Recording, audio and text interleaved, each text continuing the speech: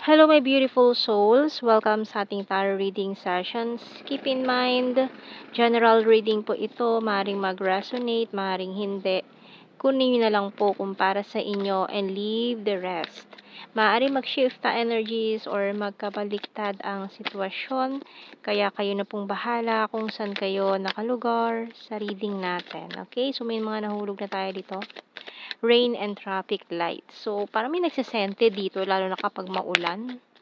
May mga pinaplano, nag-iisip ng mga plano, or naiinip na in the right time, divine timing. Ayan. And this one, telephone. So, parang may naglalakas ng loob dito na, or nag-iipon ng lakas ng loob to call you. Ayan. Nagsisente siya kapag umuulan. Ayan. Naghihintay siya ng right time. Kailan ba?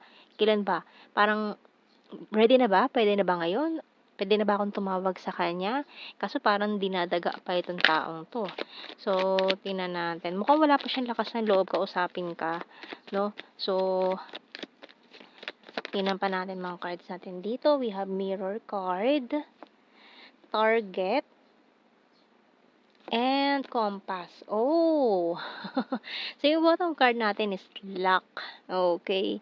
So, talagang this person is into you, no? Pero, hindi niya alam kung paano ka kakausapin ngayon. Parang, gustong-gusto niya nang kausapin ka, gusto niya marinig yung boses mo, or magkita kayong dalawa.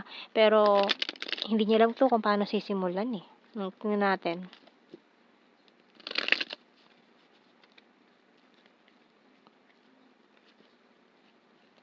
Ang dami na nag-aano sa kanya, nagtutulak sa kanya na tawagan ka na, kausapin ka na, pero hindi eh, ayaw patinag nitong taong to, masyadong, kaya na hawak-hawak niya na yung phone niya, pero, denial niya na yung number mo, tapos, di niya itinuloy, dinilit din niya, or, mga messages na sinasabi niya, or ite-text niya sa'yo, or i-chat niya, pero binura pa niya, mga ganyang bagay.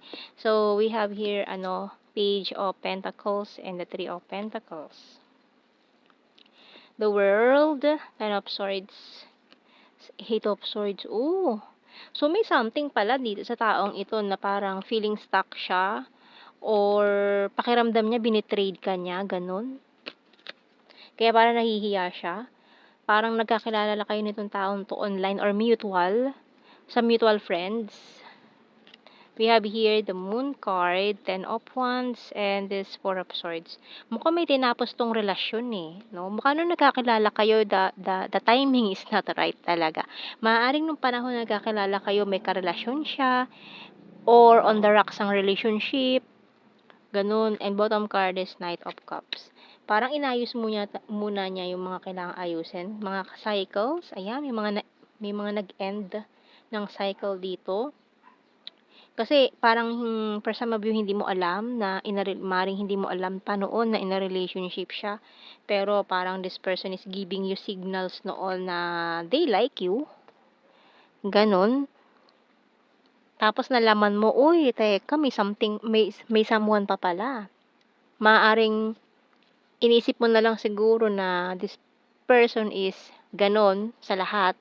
Ganon yung trato niya sa lahat ng mga tao na kakilala niya. Kaya parang, for some of you kasi may nag-assume na, pero parang ganun lang pala talaga yung pakikitungo niya sa lahat. Pero special ka eh. Special ka sa kanya. Although may mga other flings or other persons pa. No, mukha kasing noong mga panahon yun, hindi pa naman talaga siya sigurado sa nararamdaman niya sa'yo. Pero ngayon kasi parang sigurado na tong taong to eh. So we have here leadership by Archangel Gabriel. It's time for you to assume your leadership power and position and lovingly guide others. So for some of you, mukhang sa workplace pa ito, ha? Or a team leader mo siya or ikaw, ganyan. Na nagkailangan na rin kayo sa work. Okay, so tingnan natin.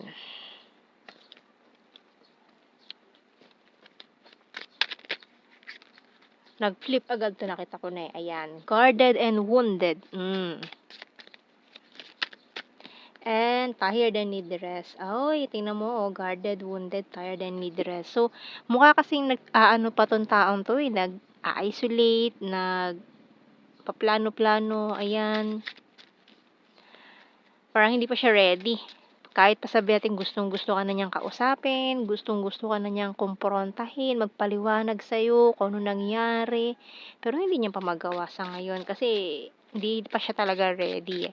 Parang stuck pa siya sa isang sitwasyon na hindi niya alam kung anong gagawin. Ay, yun, caught in the middle. Ayun naman pala. Ayun, my intuition choose you. I want to protect you. So, para may mga iniiwasan din to. I'm honest to you. I want you back. And you might win flame energy na naman.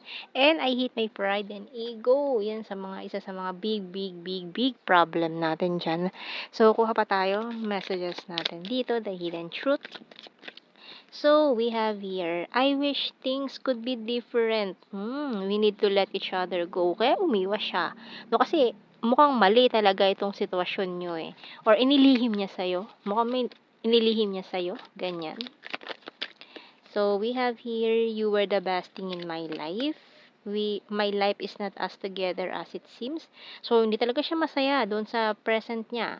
Mukhang tinapos niya na to eh. With this 10-10 energy dito, mukhang tinapos niya na tong ugnayan nila nung taong yun.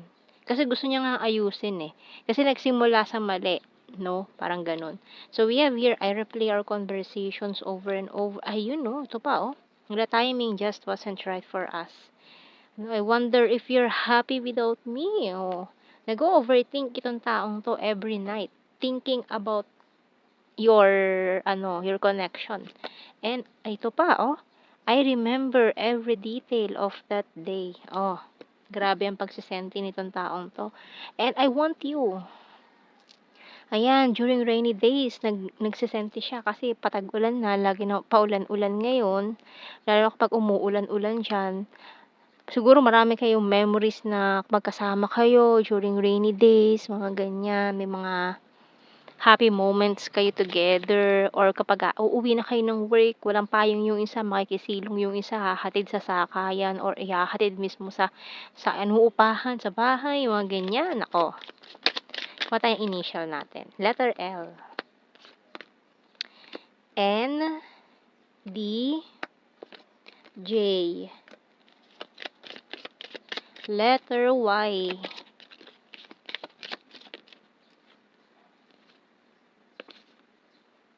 Fe. F-E-Y. R. H, and S. Bottom card. So, kuha tayo ng blue card natin dito. Obsession. Confessions. And, Union of Hearts. Naka, yan na. Yan na eh. Mga hinihintay nyo. May Union of Hearts. Okay. So, ayan, tingnan natin general signs and messages. We have here private person, a soulmate, shy at first, emotional, ayan, ang lakas ng emotions. Ayan, fire sign, Aries, Leo, Sagittarius. And October 5, November, Cancer sign. Ayan, nag-overthink talaga to malala. Ang lakas ang tama sa'yo, crazy for you. Friendly, high expectation, September, Visayas, party animal, number 8, caring, and number 6, sexy body. Birthmark, kind-hearted, Luzon, cold city, and sword. Air sign, Gemini, Libra, Aquarius. So, ayan ang ating reading. Thank you for watching. Take care and God bless. See you in our next reading, guys. Bye-bye.